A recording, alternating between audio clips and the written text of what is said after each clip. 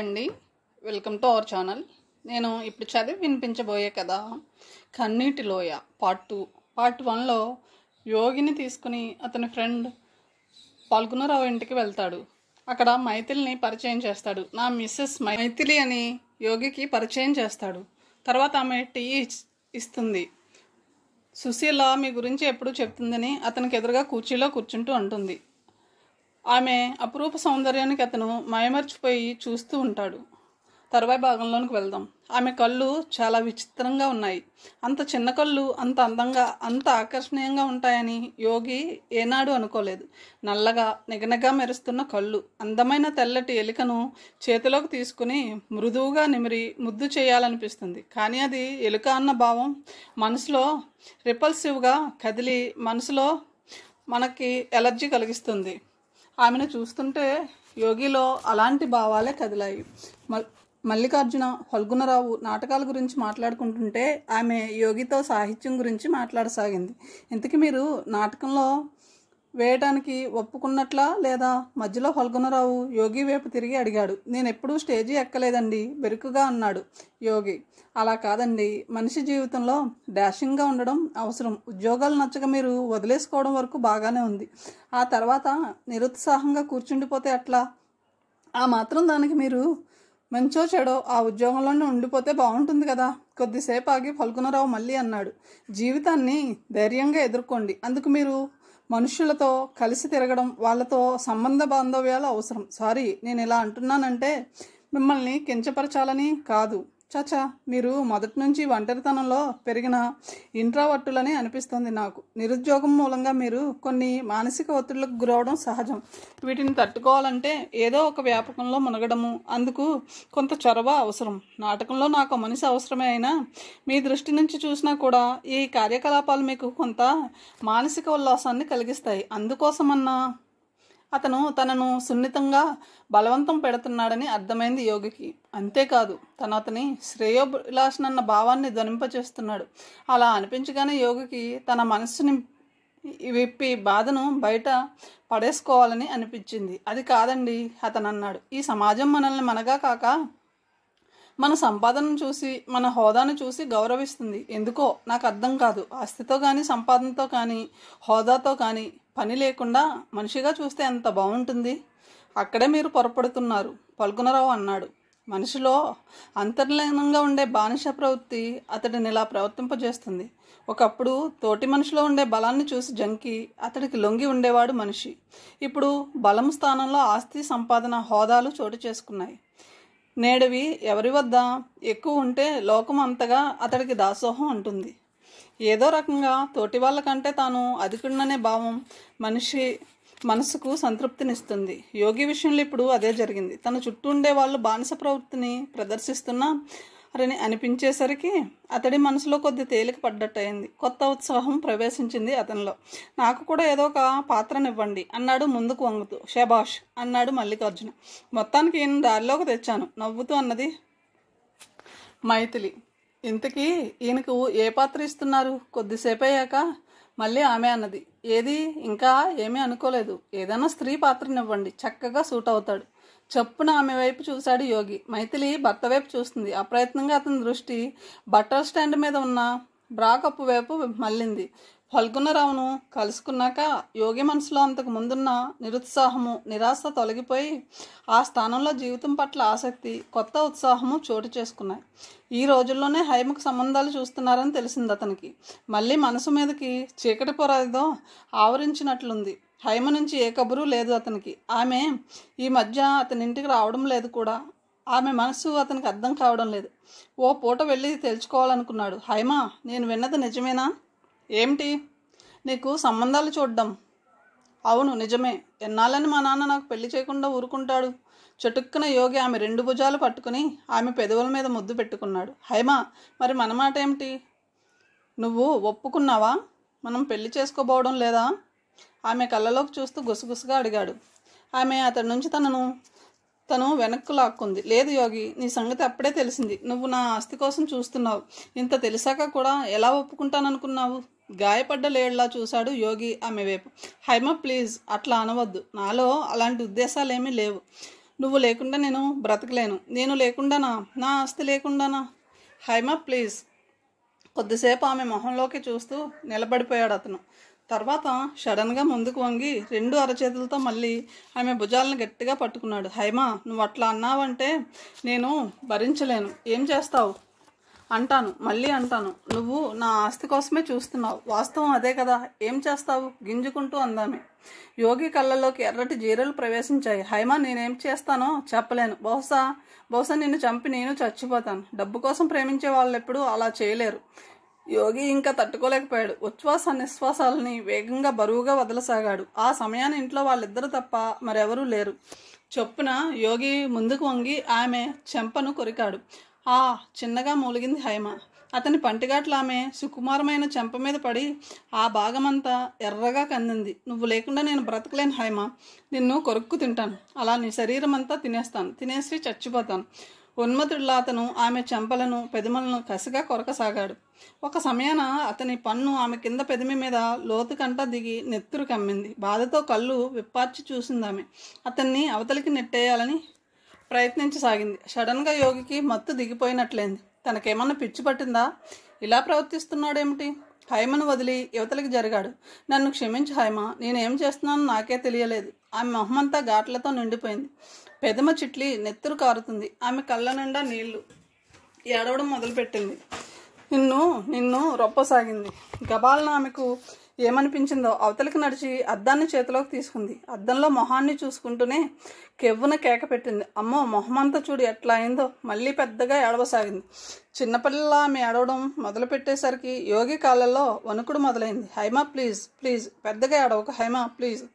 ఆమె నోటి మీద చేయి వేసి ఏడుపును అణిచిపెట్టడానికి ప్రయత్నించాడు. హైమ అతని చేతుల్ని విసిరికొట్టింది. అంతేకాదు, నా మొహమంతా పాడు చేసావు కదరా అంటూ కచ్చిగా గోళ్లతో రక్కింది. ఆమె ఎదురుదాడికి బిత్తరపోయాడు యోగి. నా మొహం ఎట్లా చూపించాలి ఇప్పుడు? నాన్న రాని, నీ పని చెప్తాను చచ్చినోడా. అతన్ని గిచ్చి పిడిగలతో గుద్ది ఇంట్లోంచి బయటకు నెట్టి తలుపులు వేసేసుకుంది. చచ్చినాడా, మా నాన్న వచ్చినాక నీ పని చెప్తానులే చూడు. సాయంత్రం 4 అవుతుంది. అప్పుడు చెంపల్ని 2 అరచేతులతో సవరించుకుంటున్నట్లుగా రాసుకుంటూ ఊరి చివర పెద్ద కాలువ వద్దకు నడిచాడు యోగి. అదృష్టవశాత్తు దారిలో ఎవరు అతన్ని పరీక్షగా చూడలేదు. చూసినట్లయితే అతని చెంప మీద రక్కులు కనిపించి ఉండేవి. వంతెన దాటి డొంకలోకి వచ్చాడు. ఏం జరిగింది ఇప్పుడు? అతనికంతా విచిత్రంగా ఉంది. తను హైమతో కేవలం మాట్లాడదామని వెళ్ళాడు. ఒకప్పుడు అనాలోచితంగా జారిన మాట మూలంగా తన ఆమె ఆస్తి మీద కన్ను వేసినట్లు అపోహ పెంచుకుంది. మొహమంతా కొరికాడు. ఏమన్నాడు తను? చంపేస్తాను, నిన్ను చంపి నేను చచ్చిపోతాను. అప్పుడే చక్కగా స్నానం చేసి తెల్లటి ఇస్త్రీ బట్టలు వేసుకున్న మనిషి కాలుజారి బొరతగుండులో పడితే ఎంత చీదరగా ఫీల్ అవుతాడో అలా ఫీల్ అయ్యాడు యోగి. అంతలోనే అతనికి ఆమె తననన్న మాటలు గుర్తుకు వచ్చాయి. చచ్చినాడు. నిన్నటి దాకా తనను అభిమానిస్తుంది, ప్రేమిస్తుంది అనుకున్న మనిషి ఇంతలోనే ఎంత ద్వేషంగా, ఎంత చులకనగా మాట్లాడింది.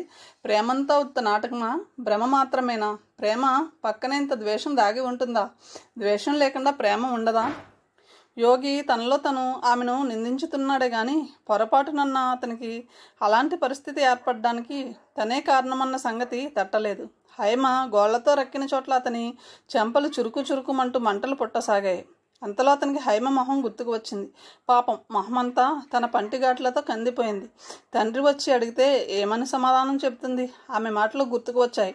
మా నాన్న రాని, నీ పని చెబుతుందా ఆమె? మొహం మీద ఘాట్ల కారణం కోసమైనా ఆమెకు చెప్పక తప్పదు. ఏం చేస్తాడైనా? మోతుబర్ర అయితే కాక మున్సబు కూడా. తను ఎంత విపత్తులో చిక్కుకున్నాడో అప్పుడు అర్థమైంది యోగికి. ఎలా తప్పించుకోవాలి ఈ పరిస్థితి నుంచి? చీకటి పడేదాకా ఆందోళనతో పొలాల్లో అటు ఇటు తిరిగాడు. ఊళ్ళో దీపాలు వెలిగి కాస్త సద్దు మనగేదాకా అలా తిరిగి ఆఖరికి ఎలాగో భయంగా ఇంటికి చేరుకున్నాడు. తండ్రి ఇంట్లో లేడు. నాన్న ఇంకా రాలేదా అక్క? వచ్చాడు రా, మున్సిపు గారు కబురు పంపితే ఆయన ఇంటికి వెళ్ళాడు. గుండెలు గుబిళ్ళమన్నాయి యోగికి. ఎంతసేపు అయింది? అరగంట దాటింది. మెడ మీద కత్తివేటు పడక తప్పదని తెలుసుకున్న గొర్రెలా ఉంది అతని పరిస్థితి. ఉసూరుమంటూ మంచం మీద కూలబడ్డాడు. ఆ రాత్రి యోగి తండ్రి ఇంటికి వచ్చేసరికి బాగా ఆలస్యమైంది. వస్తూనే గావు కేక పెట్టాడు ఆయన. యోగి! అప్పటికి భోజనం చేసి తన మంచం మీద ముసుగు పెట్టి ఉన్నాడు యోగి. తండ్రి కేకతో ఉలిక్కి పడుతూ లేచి కూర్చున్నాడు. ఏమైందండి, ఎందుకలా అరుస్తున్నారు అంది తల్లి. తను పడుకుని ఉన్నదల్లా విమల లేచి గుమ్మంలో వణుకుతూ నిలబడింది.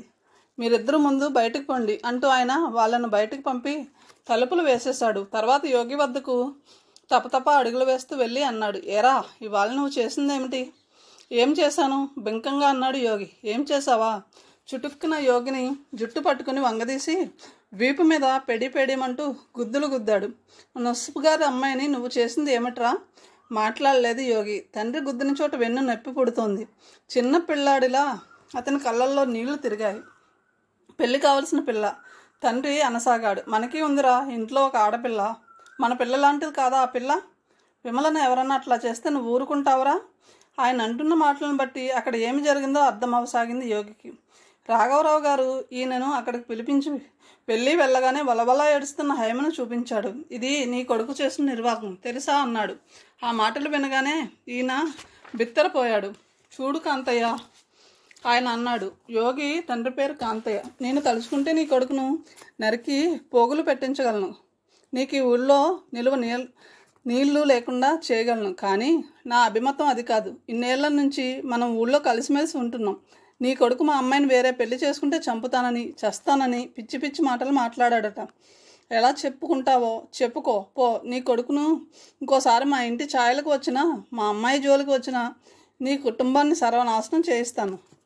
అర్భకురైతైన యోగి తండ్రి తన కొడుకు నుంచి అలాంటిది మళ్ళీ జరగదంటూ కాళ్ళ వేళ్లపడి ఒప్పుకున్నాడు. ఆఖరికి ఆయన ఇంటికి వచ్చేస్తుంటే రాఘరావు కాదు మళ్ళీ హెచ్చరించాడు. ఇలా జరిగినట్లు ఊళ్ళో బయటకు పొక్కకూడదు. ఏ కారణం వల్లనైనా మా అమ్మాయి పెళ్ళి ఆగిపోయిందంటే మీ వాడి తాట బలిపిస్తాను. సరేనంటూ తల ఊపాడు యోగి తండ్రి. ఇంతా చెప్పుకొచ్చి ఆయన యోగితో అన్నాడు. అసలు నీ ఉద్దేశం ఏమిట్రా? దమ్మడి సంపాదన చేత కాదు నీకు. నీ పెళ్లి కాదు, నీ అక్కకు పెళ్లి కాదు, ఊళ్ళో ఆడపిల్లలను కూడా పెళ్లి కాకూడదంటావు అవునా? ఏమిటి అసలు నీ ఉద్దేశం? నోరెత్తి ఒక్క మాట అనలేదు యోగి. ఆయన అంటున్న వాటినన్నిటినీ వింటూ భరిస్తూ జీర్ణం చేసుకుంటూ కూర్చున్నాడు. యోగి మౌనం అతని తండ్రిలో కోపాన్ని మరింత పెంచింది. ఆయన కళ్ళు ఎర్రబడ్డాయి. చెటుక్కున ఆయన యోగిని వంగదీసి మరో 2 పిడిగుద్దులు గుద్దాడు. నాన్న నాన్న అన్నాడు యోగి. అంతే, అంతకు మించి మరేమీ మాట్లాడలేదు. తల్లికి లోపల ఏం జరుగుతుందో రాలేదు. అంతలో లోపల నుంచి పిడిగుద్దుల చప్పులు వినిపించగానే విమల గాబరాగా అన్నది, అమ్మ నాన్న తమ్ముడిని కొడుతున్నట్లున్నాడే. అయ్యో ఏం చేస్తున్నారండి లోపల? తలుపు తీయండి ముందు. తలుపులను దబదబా బాధసాగిందామె. ఇదిగో చెప్తున్నాను విను. నీ కొడుకును ఒళ్ళు దగ్గర పెట్టుకుని మసలుమను. ఇంకోసారి పిచ్చి పిచ్చి వేషాలు వేశాడంటే మాత్రం ఊరుకునేది లేదు. అసలేం జరిగిందండి? ఎరా నాయనా నువ్వన్నా చెప్పు. కొడుకు వద్దకెళ్ళి తల మీద చేయి వేసి అన్నదామె. సమాధానం చెప్పకుండా యోగి కళ్ళు తుడుచుకోసాగాడు. భయపడ్డ లేడిపిల్లల విమల గోడక అనుకుని ఈ దృశ్యాన్నంతా విహల్యంగా చూడసాగింది. ఇది జరిగిన తర్వాత యోగికి తండ్రికి మధ్య సంబంధాలు పూర్తిగా బెడిసికొట్టాయి. ఇప్పుడు అతను తండ్రితో అస్సలు మాట్లాడడం లేదు. తండ్రి ఇంట్లో ఉన్న సమయంలో బయటకు వెళ్ళిపోతున్నాడు. ఆయన బయటకు వెళ్ళగానే ఇంట్లోకి వస్తున్నాడు.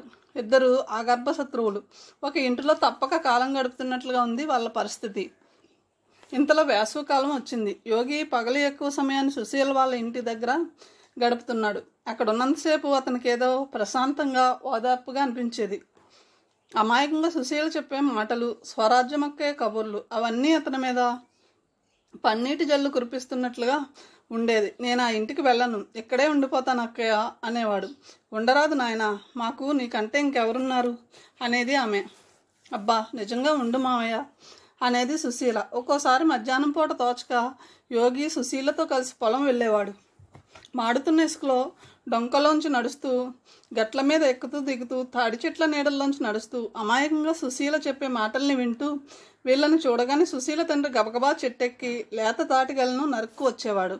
ఆయన తాటిమూతుల్ని నరికి అందిస్తుంటే కాయను 2 చేతుల మధ్య పట్టుకుని లేత ముంజలను బొటనవేలుతో పెరికి నోట్లోకి లాక్కొని కమ్మని ముంజనీటిని ఎత్తి నోట్లో పోసుకుంటూ కిలకిలా నవ్వుతూ చెప్పే సుశీల కబుర్లను వింటుంటే జీవితానికి ఇంకా ఏమీ అవసరం లేదనిపించేది అతనికి. సుశీల వాళ్ళ పొలం దాటి ఇంకొంత దూరం పోతే ఒక చోట పెద్ద మర్రి చెట్టు, ఒక పక్క ఒక చెరువు ఉంది. దాన్ని అక్కమ్మ చెరువు అంటారు. మరీ మధ్యాహ్నం పూట వచ్చి పొలాన సుశీల తండ్రి కనిపించినప్పుడు యోగి అనేవాడు, అక్కమ్మ చెరువు వద్దకు వెళ్దాం సుశీ. అమ్మో నాకు భయం బాబు, ఆ చెరువు వద్ద దెయ్యాలున్నాయంటారు జనం. అంతకు మునుపు ఎప్పుడో కూలీ చేసుకుని బతికే ఒక యువతి ఆ మర్రి చెట్టుకు ఉరి వేసుకుని చనిపోయింది. మరో యువతిని ఒక భూస్వామి చంపి అక్కడ పడేశాడు. అప్పటి నుంచి అక్కడ దెయ్యాలున్నాయనే అభిప్రాయం జనంలో బాగా నాటుకుపోయింది. పద సుశీ వెళ్దాం మళ్ళీ అన్నాడు యోగి. అమ్మో ఇది అసలే మిట్ట మధ్యాహ్నం వేళే దెయ్యాలుంటాయి. భయంతో ఇంత పెద్దగా చేసిన ఆ పిల్ల కళ్ళను చూసి నవ్వాడు యోగి. అయితే నువ్వెక్కడే ఉండు, నేను వెళ్ళి వస్తాను. ఆగు మామయ్య, నేను కూడా వస్తున్నాను. పరిగెత్తుకుంటూ వెళ్ళి అతన్ని కలుసుకుంది సుశీల. చెరువు దరువు కానీ మధ్య రకంగా ఉంటుంది ఆ అక్కమ్మ చెరువు. లోపల ఏదో ఓట ఉన్నట్లుంది. ఎంత వేసవికాలంలో కూడా అందులోంచి నీళ్లు నిండా ఉంటాయి. గుబురుగా విశాలంగా ఉన్న మర్రి చెట్టు వైపు భయంగా చూసింది సుశీల. భయమేస్తుంది మామయ్య. అతను చొక్కా విప్పుతుండడం చూసి గాబరాగా అడిగింది. ఏమిటి, ఏం చేస్తున్నావు? కాసేపు ఈత కొట్టొద్దామని. అమ్మో వద్దు మాయా వద్దు, నా మాట వినువు. స్వచ్ఛంగా ఎండలో తలతలా మెరుస్తున్న నీటి ఉపరితలాన్ని చూడగానే యోగిలో వీరావేశం ముంచుకొచ్చింది. తను విడిచిన బట్టలను సుశీల భుజం మీద పడేసి డ్రాయర్ మీద ఒక కుదుటిన నీళ్ళలోకి దూకాడు. ప్రశాంతంగా ఉన్న నీటిలో పెద్ద చప్పుడు కదలిక. అతను దూకిన చోట చుట్టూ పైకి లేచిన నీటి చుక్కల వైపు భయంగా అనుమానంగా చూసింది సుశీల. కాళ్ళతో చప్పుడు చేస్తూ చెరువులో ఈ పక్క నుంచి ఆ పక్కకు ఈదసాగాడు యోగి. కాసేపు బారలు వేస్తూ కొద్దిసేపు వెళ్ళగలా పడుకుని అలా ఈదుతుంటే అతని శరీరంలోకి ఏదో కొత్త శక్తి ప్రవేశించినట్లు, మనసంతా తాజాగా అవుతున్నట్లు అనిపించసాగింది. చెట్టు కింద నీడలో కూర్చో సుశీ, నీళ్ళలోంచి కేక వేశాడు యోగి. ఆమె ఎండలో ఉండడాన్ని చూసి గుబురుగా ఉన్న చెట్ల కొమ్మల వైపు తలెత్తి భయంగా చూసింది సుశీల. ఆ గుబురులో ఏదో అదృశ్య శక్తి ఉన్నట్లు, ఆ శక్తి తనను ఏ క్షణాన ఎత్తుకుపోతుందోనని అనిపించసాగింది. యోగి నీళ్ళల్లో ఉన్నంతసేపు ముళ్ళ మీద కూర్చున్నట్లుగా కూర్చుంది.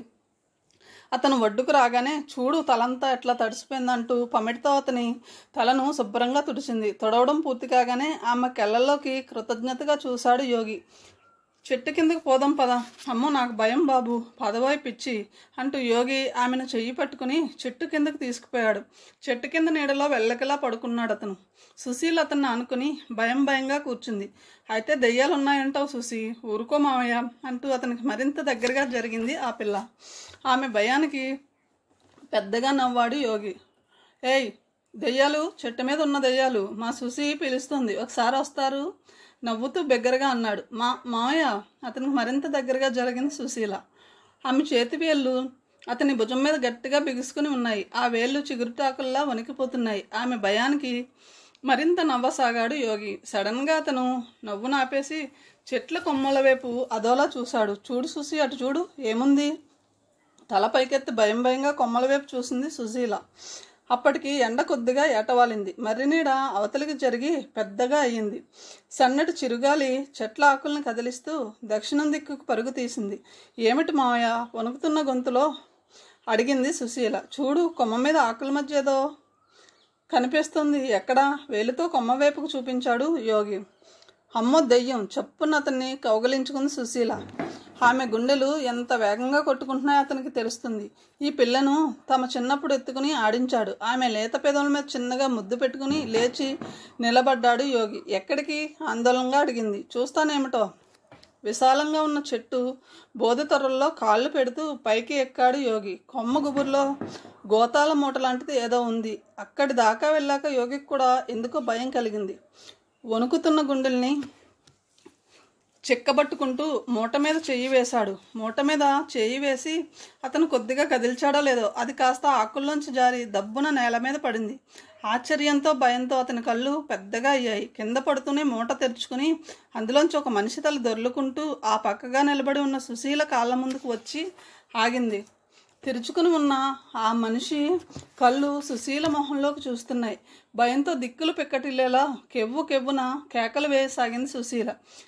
నువ్విక్కడికి ఏం పని మీద వచ్చావు?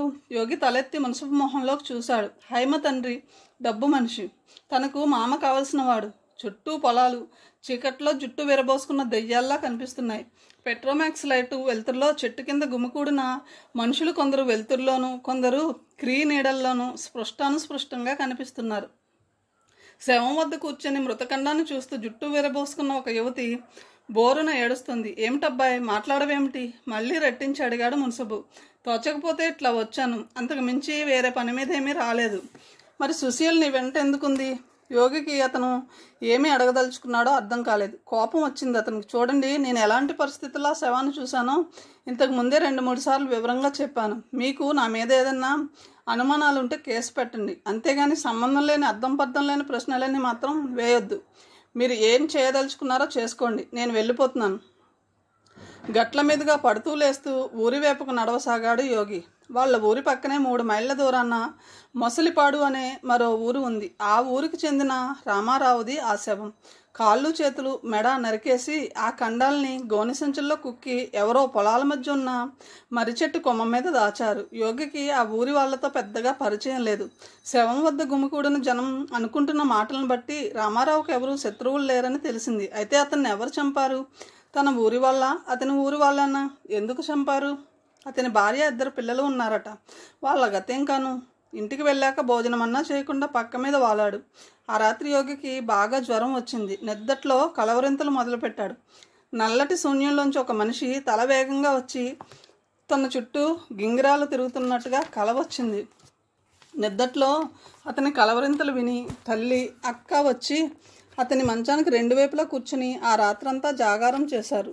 మధ్యలో అతను ఉలికి పడుతూ ఉండడం చూసి తల్లి అన్నది, వీడికి ఏదో గాలి పట్టినట్లుందే తల్లి, రేపు మడేలు సాహెబ్ను పిలిచి మంత్రం పెట్టించాలి. 3 రోజుల దాకా అతను అలా స్పృహ లేకుండా పడి ఉన్నాడు మంచం మీద. 4వ నాడు అతనికి స్పృహ వచ్చేసరికి మంచం పక్కనే నిలబడి తన వైపు చూస్తున్న తండ్రి కనిపించాడు. యోగికి మెలకువ రావడం చూడగానే ఆయన చప్పున బయటికి వెళ్ళిపోయాడు. వీడు మేలుకున్నట్లున్నాడు చూడవే, బయట నుంచి తండ్రి తల్లితో అనడం వినిపించింది. ఆ మాటలు వినగానే బయట పనులు చేసుకుంటున్న తల్లి, అక్క, విమల లోపలికి పరిగెత్తుకుంటూ వచ్చారు. యోగి, నానాయన ఎలా ఉన్నావురా? ఏమైంది? నాకు దడుచుకున్నట్లున్నావు, జ్వరం వచ్చింది బాబు. పోవే అమ్మా, దడుచుకోవడం ఏంటి? జ్వరం రావాల్సి వచ్చింది కానీ. అతను తనను తాను పెద్ద హేతువాదం అనుకుంటాడు. విమల అతని నుదుటి మీద చేయి వేసింది. జ్వరం ఇంకా తగ్గలేదమ్మా, వేడిగానే ఉంది. అంతలో సుశీల లోపలికి వచ్చింది. మావయ్యకి ఎలా ఉంది అత్తయ్య అని అతను తన వైపు చూస్తుండడం చూశారే, మేలుకునే ఉన్నాడే అన్నది. ఆ పిల్ల మొహం వైపు కొద్దిసేపు అట్లా చూశాడు యోగి. నీకు జ్వరం రాలేదా సుశీ అని అడగాలనిపించింది అతనికి. అతని ఆలోచనల్ని పసిగట్టినట్లుగా సుశీల అన్నది, చూసావా మావయ్య, దెయ్యాలు లేవని నాకు ధైర్యం చెప్పిన నువ్వు జడుచుకొని జ్వరం తెచ్చుకున్నావు. నేను మాత్రం దుక్కలా జ్వరం లేకుండా తిరుగుతున్నాను. ఆ రాత్రల్లా నేను ఆంజనేయ దండకం చదివాను తెలుసా. ఊరుకోవే అమ్మాయి, ఎప్పుడేం మాట్లాడాలో తెలియదు అంటూ యోగి తల్లి ఆ పిల్లను కసురుకుంది.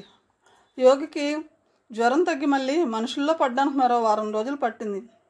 అతను జ్వరంలో ఉండగా ఫల్గుణరావు భార్యతో కలిసి వచ్చి అతన్ని 2 సార్లు పరామర్శించి పోయాడు. ఆ కృతజ్ఞతతో యోగి జ్వరం తగ్గాక ఓ రోజు అతని ఇంటికి వెళ్ళాడు.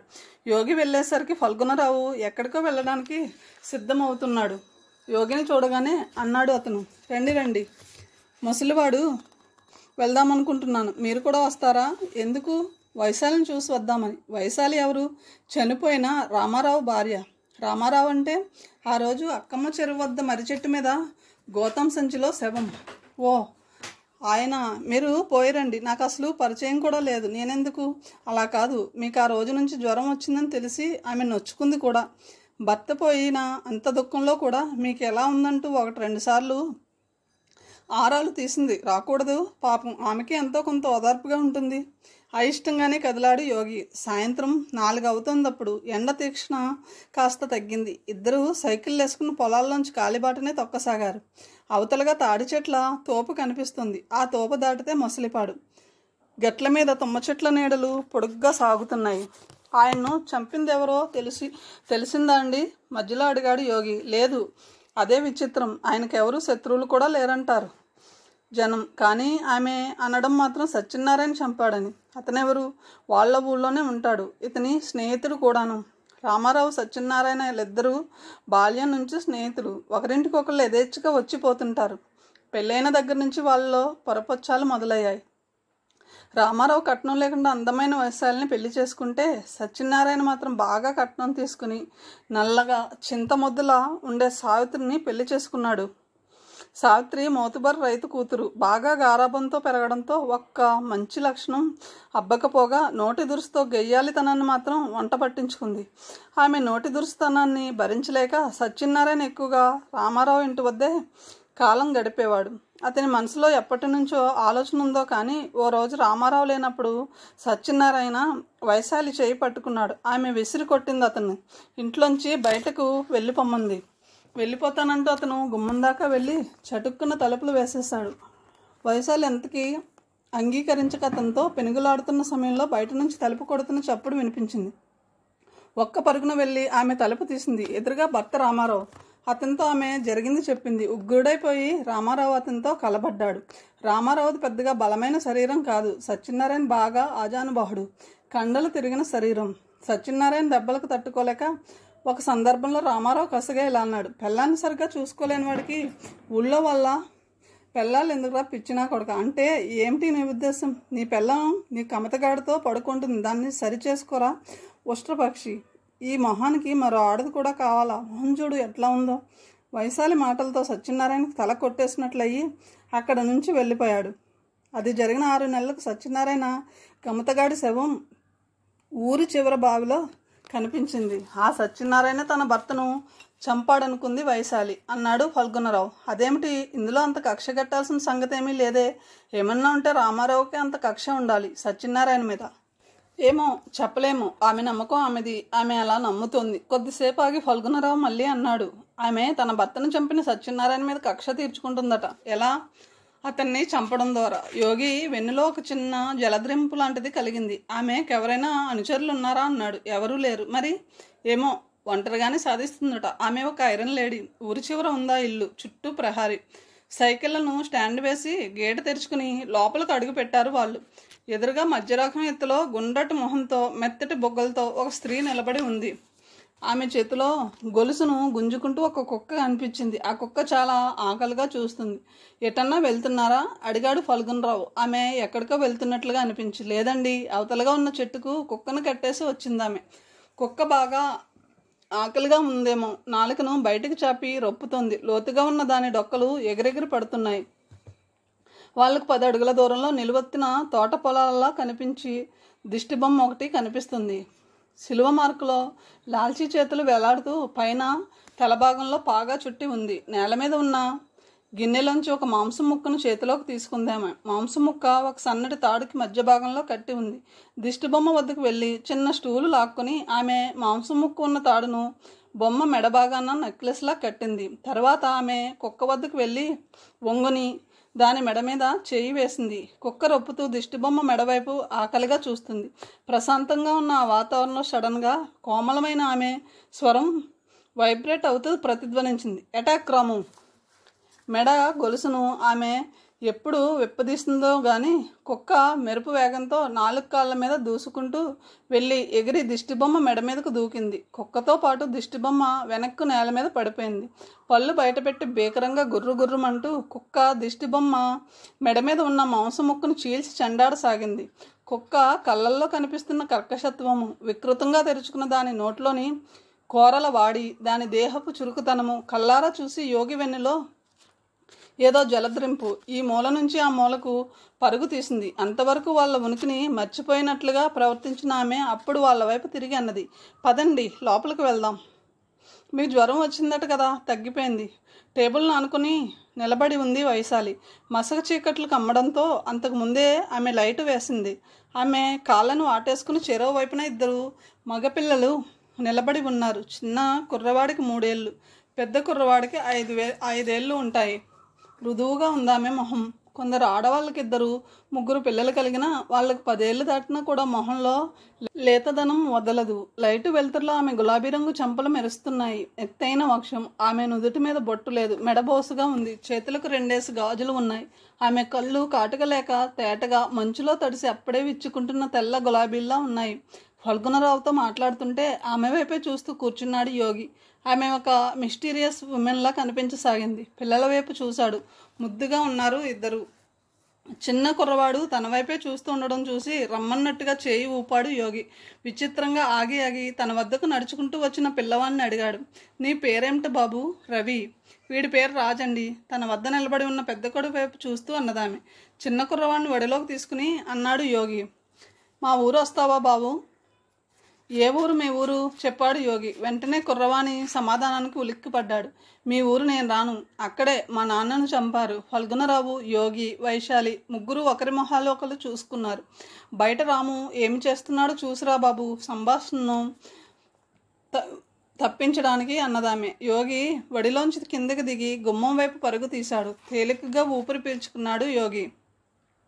3 నెలలు గడిచాయి. హైమకు పెళ్లి కుదిరిందా యోగి? ఒకరోజు విమల తమ్ముడితో అన్నది. నమ్మశక్యం కానట్లు చూశాడు యోగి. నిజంగా? అవును, ముహూర్తం కూడా పెట్టుకున్నారట. 19వ తారీఖున పెళ్లి. హైమ ఒప్పుకుందా అక్క? తమ్ముడి అమాయకత్వానికి జాలి పడింది విమల. పిచ్చి యోగి చిన్నగా గొనికింది. యోగికి ఎందుకో నమ్మబుద్ధి కాలేదు. తామిద్దరూ ఎంతగా గొడవ పడినా ఆమె తనను తప్ప మరొకలను పెళ్ళాడదన్న నమ్మకం అతనిలో బలీయంగా ఉంది. సుశీలను కలిసి చాటుగా అడిగాడు అతను. సుశీల, నాకు చిన్న పని చేసి పెట్టవు? ఏమిటది? హైమ పెళ్ళట. నిజమేనా? నిజమేనంటున్నారు. ఒకసారి నేను ఆమెతో మాట్లాడే అవకాశం కలగజేస్తావు?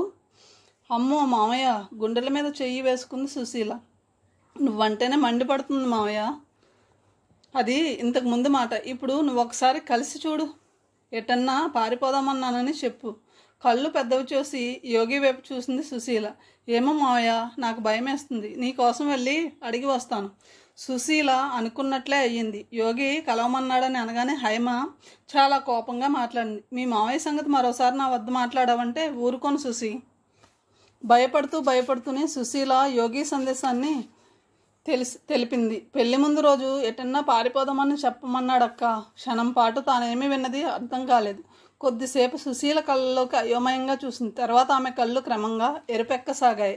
నా గురించి నువ్వు మీ మావయ్య ఏమనుకుంటున్నారే సుశీ? కోపంగా అన్నదామె. అంత అలగాదానిలా కనిపిస్తున్నానా మీకు? మరోమారు ఇట్లాంటి మాట అన్నావంటే చెప్పు తీసుకుని కొడతాను. మా నాన్నతో చెప్పి మీకు ఈ ఊళ్ళో నిలువ నీడ లేకుండా చేస్తాను, తెలుసా? వెళ్ళిపో వెంటనే ఇక్కడి నుంచి, వెళ్ళిపో. భిన్నవదనంతో ఇంటికి వచ్చేసింది సుశీల. హైమ ఏమన్నది సుశీ? ఒప్పుకుందా? ఆత్రంగా అడిగాడు యోగి. సుశీల చెప్పింది విన్నాక కొద్దిసేపటి వరకు అతనికి కళ్ళ ముందు చీకట్లు ఆవరించినట్లయింది. నిజంగా హైమ అంత మాట అన్నదా సుశీ? 19వ తారీఖు రానే వచ్చింది. ఆ రోజంతా యోగి పిచ్చి పట్టిన వాడిలా తిరిగాడు. కాసేపు ఫల్గుణరావు వాళ్ళ ఇంటికి వెళ్ళాడు. కొద్దిసేపు సుశీల వద్ద కూర్చున్నాడు. కొంచెం సేపు అక్కతో కబుర్లు చెప్పడానికి ప్రయత్నించాడు. అతని మనస్థితి తెలిసిన వారందరూ అతని పట్ల లోలోపల జాలిపడ్డారు తప్ప మరేమీ చేయలేకపోయారు. ఊళ్ళో ఆ వైపు నుంచి మేళతాళాలు వినిపిస్తుంటే అతని గుండెలో బాధ సుడులు తిరగసాగింది. సాయంత్రం అయింది. యోగి మనసులో బాధ మరింత పెరగసాగింది. ఊరి చివరకు వెళ్ళి కాసేపు కాలువ వద్ద, కాసేపు పొలాల గట్ల వెంట తిరిగాడు. అంతలోనే అతనికి కనిపించింది. ఏ క్షణాన్నైనా హైమ తన కోసం కబురు పెట్టవచ్చునని, ఎటన్నా పారిపోదామన్న వార్త పంపుతుందేమో అని. అలా అనిపించుకొని అతను మరలా ఊర్లోకి తిరిగి వచ్చాడు. అక్క విమల ఏమన్నా అంటుందేమోనని చూశాడు. ఆమె అలాంటి ప్రస్తావన ఏమీ తేలేదు. ఒకసారి మాత్రం అన్నది, పోనీలేరా యోగి, హైమ కంటే మంచి పిల్లను చేసుకుందువు గాని. ఆ మాటలు అతనికి రుచించలేదు. సుశీల వాళ్ళ ఇంటికి వెళ్ళాడు. సుశీల, హైమ ఏమీ కబురు పంపలేదు కదూ? పిచ్చి మావయ్య అంటూ జాలిగా చూసిందా పిల్ల. రాత్రి 9:30కు లగ్నం. 8 అయింది, 9 అయింది. ఊర్లోని జనమంతా పెళ్లి పందిరి వద్దే ఉన్నారు. యోగికి ఎందుకో హైమ బలవంతాన్న చేసుకుంటుందనిపించింది. పెళ్లి పందిరిని చేరుకున్నాడు. పెళ్లికొడుకు బాగానే ఉన్నాడు. సూత్రధారణ జరిగిపోయినట్లుంది. వధూవరులిద్దరూ తలంబ్రాలు పోసుకుంటున్నారు. హైమ మొహంలో చాలా దిగులు కనిపిస్తుంది అనుకున్నాడు యోగి. కానీ అతని అంచనా తప్పైంది. పల్లెల్లో తలంబ్రాలను 2 చేతులతో పైకెత్తి వరిడి తలపై పోస్తూ హైమ అతని మొహంలోకి కొంటిగా చిలిపిగా చూస్తుంది. అంటే భరించలేక యోగి వెంటనే అక్కడి నుంచి యువతలికి వచ్చేశాడు. ఇంటికి వచ్చి ఆరుబయట మంచం మీద ఒక్కడే ఒంటరిగా పడుకున్నాడు. టన్నుల కొద్దీ బరువు గుండెల మీద ఉన్నట్లుగాను, ఏదో పెద్ద మెత్తటి ముద్ద గొంతుకు అడ్డపడినట్లుగాను ఫీల్ అవ్వసాగాడు. నల్లటి ఆకాశంలో చుక్కలు అతడి వైపు దిగులుగా చూస్తున్నాయి. అతని కన్నుల్లోంచి నీళ్లు కారసాగాయి. హైమ పిడికిలు బిగించి కసిగా మంచం కేసి కొట్టాడు. అతనొక స్వాప్నికుడు. జీవితం అందంగా అర్థవంతంగా పుస్తకాల్లోలా సినిమాల్లోలా జరుగుతుందనుకుంటాడు. జరగాలని కోరుకుంటాడు. కానీ అలా జరగలేదు. తన చుట్టూ ఉన్న మనుషులు సినిమాల్లో పుస్తకాల్లోని పాత్రలా ప్రవర్తించడం లేదు. ఎక్కడో ఏదో లోపం ఉంది. ఎక్కడ ఆ లోపం? తనలోనా, తన చుట్టూ ఉన్న మనుషుల్లోనా, లేక తన ఆలోచన ధోరణిలోనే లోపముందా? అర్థం కాలేదు అతనికి. చెప్పరని దిగులు జిగటగా మనసు నిండా ఆవరించి అతన్ని ఉక్కిరి బిక్కిరి చేయసాగింది. బోర్లా పడుకుని దిండిలో మొహం దాచుకుని వెక్కి వెక్కి ఏడవసాగాడు. కథను ఇంతటితో ముగిస్తున్నాను. తిరిగి తర్వాయి భవన్లో కలుద్దాం. Thank you.